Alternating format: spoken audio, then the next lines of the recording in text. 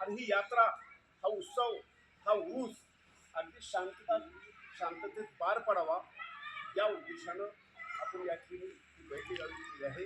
या बैठकीला संबोधित करण्यासाठी पोलीस स्टेशनचे PSI या ठिकाणी उपस्थित आहेत.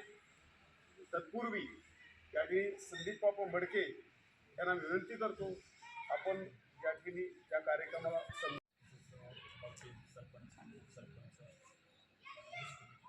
अध्यक्ष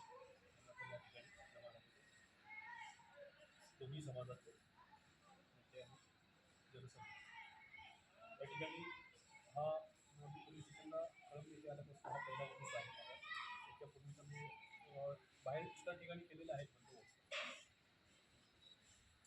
हा उरूस प्रत्येक गावासाठी हा प्रतिष्ठेचा विषय आहे.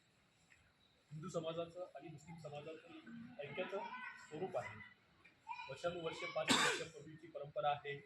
500 वर्षापासून आपण हा उरूस साजरा करतो आणि आतापर्यंतच्या उरूसमध्ये यापूर्वीही कधी कुठल्या विषयानं गालबोट लागलेलं नसेल आणि याही पुढं कुठल्याही प्रकारचं गालबोट लागणार नाही या दृष्टिकोनातून आम्ही जेवढंच आपल्याला आवश्यक बंदोबस्त आहे तो बंदोबस्त आम्ही करू आणि आमची जो उरूस आता 22 तारखेपासून सुरू झाल्यानंतर पुढे जो 4 दिवस उरूस चालणार आहे त्या उरूसाच्या दरम्यान आमच्या पूर्णपणे पोलीस फोर्स या ठिकाणी जेवढा आवश्यक आहे तेवढा बंदोबस्त करून आणि हा उरूस आपल्याला कशा प्रकारे शांततेने पार पाडता येईल या दृष्टिकोनातून आमचं आपल्याला पूर्णपणे सहकार्य आणि या सहकार्याबरोबरच आपण पोलीस कमिटीचे अध्यक्ष आहेत, काही आपल्या समाजातील जे तरुण आहेत त्यांना त्याच्या अगोदर काही झालेल्या घटना त्या आम्हाला कळवाव्या किंवा ह्या दृष्टिकोनातून साहेब या ठिकाणी कुठंतरी गेल्या वर्षी असं झालं होतं किंवा कुठं काही झालेलं होतं, जास्त झालेलं होतं किंवा कुठं गर्दी जास्त होते